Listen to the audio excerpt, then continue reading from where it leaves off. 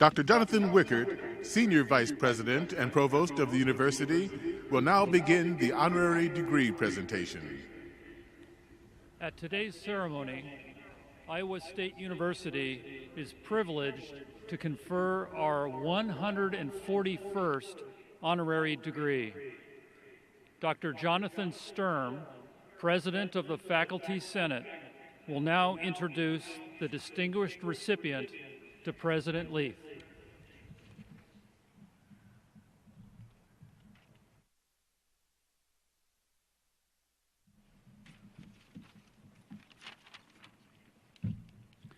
Will Dr. Ernest Moniz please stand? Dr. Ernest Moniz is the Secretary of the United States Department of Energy. In this role, Secretary Moniz leads the implementation of the Department of Energy's mission in support of President Obama's goals of growing the economy, enhancing security, and protecting the environment. This encompasses advancing the President's all-of-the-above energy strategy, maintaining the nuclear deterrent and reducing the nuclear danger, promoting American leadership in science and clean energy, technology innovation, cleaning up the legacy of the Cold War, and strengthening management and performance.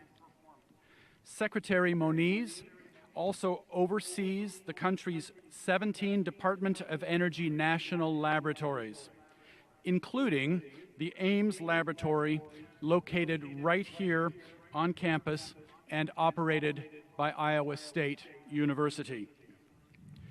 Prior to his appointment, Secretary Moniz was the Cecil and Idle Green Professor of Physics and Engineering Systems at the Massachusetts Institute of Technology, where he has served on the faculty since 1973.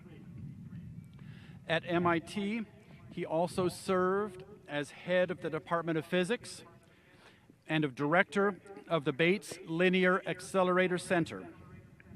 Most recently, Secretary Moniz served as the founding director of the MIT Energy Initiative and as director of the MIT Laboratory for Energy and the Environment.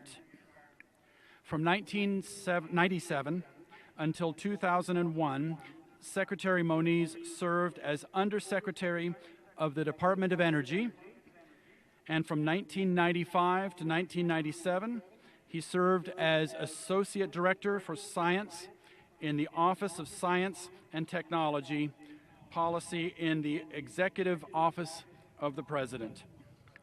Secretary Moniz earned a Bachelor of Science degree, summa cum laude, in physics from Boston College and a doctorate in theoretical physics from Stanford University. He also holds several honorary degrees.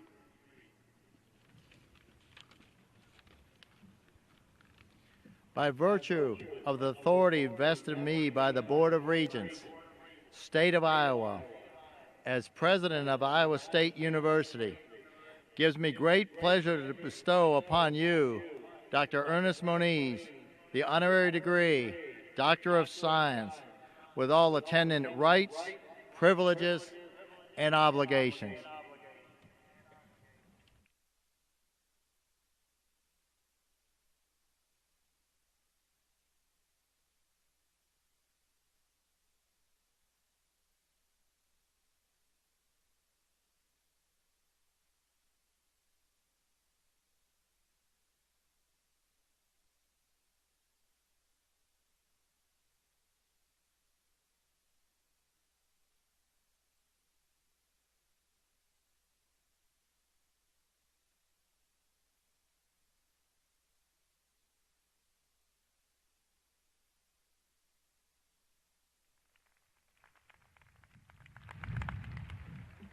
Please join me in congratulating Secretary Moniz on his honorary degree.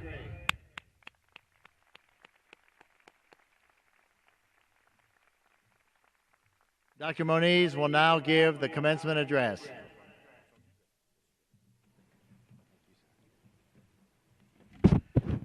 Thank you, President Leith, and all of what I would now call my distinguished colleagues here at Iowa State.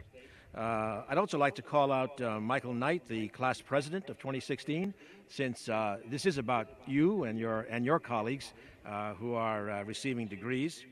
And coming from the Department of Energy, I'll also have a special call out to the Prism Solar Car team that won the competition last year. That's the kind of innovation that we need for clean energy.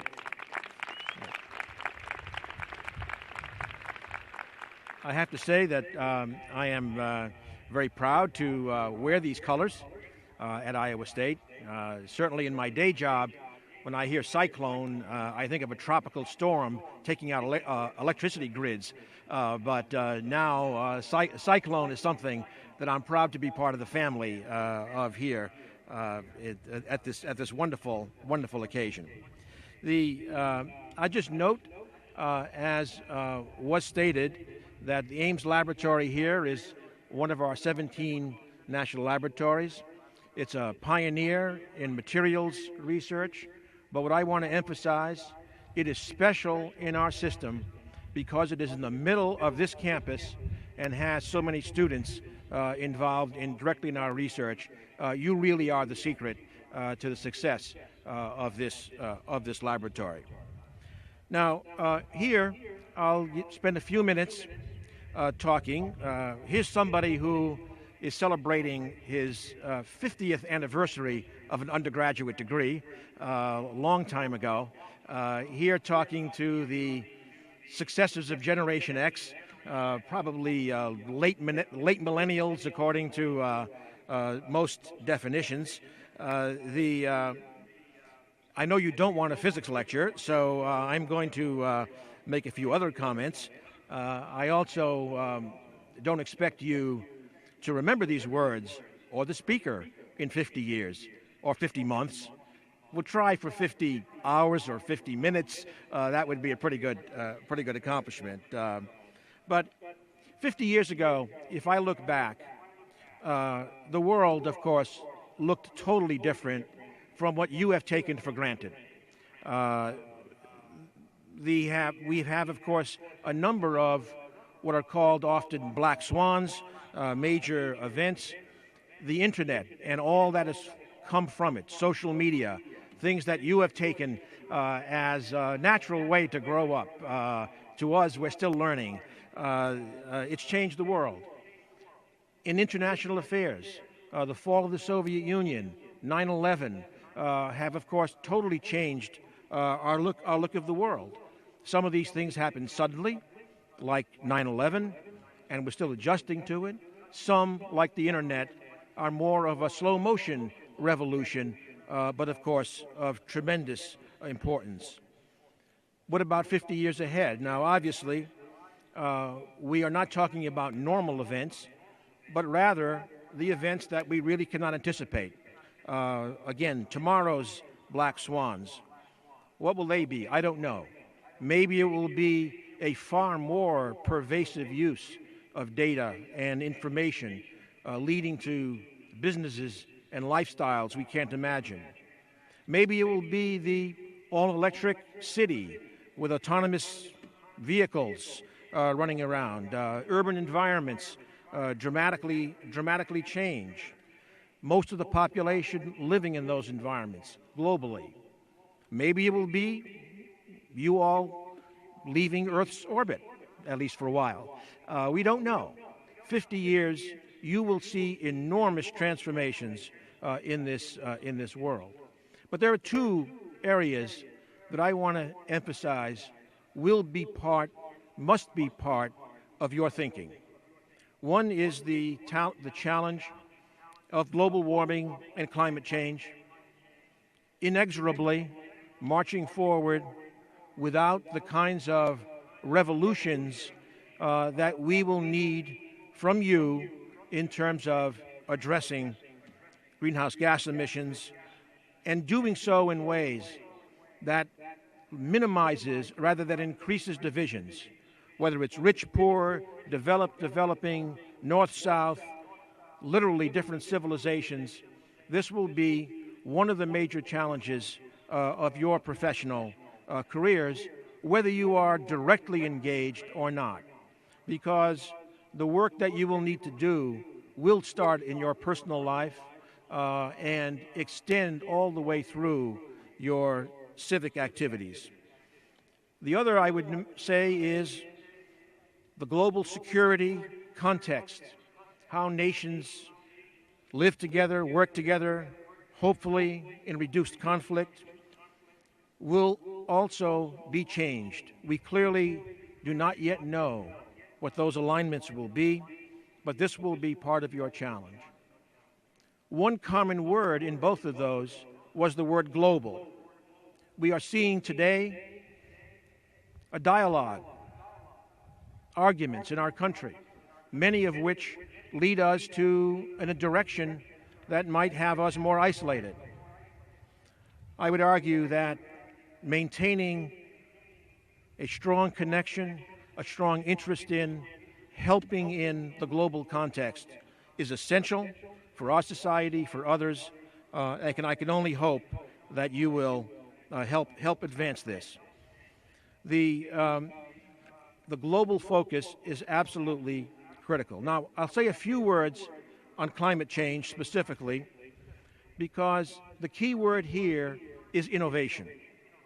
And all of you are prepared to take part in that. It might be technology innovation, the kinds of new clean energy approaches, affordable approaches that can transform our society and most especially the societies of developing countries.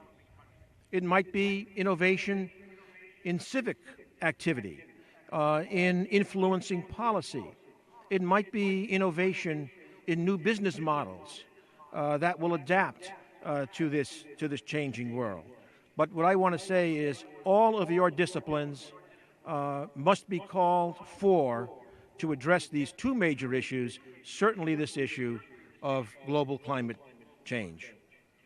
So, in returning in my last comments to the millennial theme, you have, as I said, inherited a rather difficult public discourse at the moment. Now, when millennials were introduced in the book Millennials Rising, the subtitle was The Next Great Generation, a generation projected to be civic-minded, to have a sense of both local and global community. That view has not gone unchallenged. Instead of millennials, we hear Generation Me, or social media, Generation Like, detached from institutions and social networked with friends as basic units of organization. Growing up with the internet, maybe not wanting a car, different approaches. I would like to say that again, we will not know the answer as to which of those characterizations is right. It'll take decades, just as it took to identify the first great generation. But with your choices, you will write history. I hope your fabulous Iowa State University of Science and Technology degrees, your education, will lead you in the direction of problem solving with a civic purpose. And for the President, I would recommend your next Lancelot and Elaine to be black swans to remind everybody of the big changes that will be coming. Thank you so much. I'm honored to accept this degree and to join this wonderful family here in Iowa State.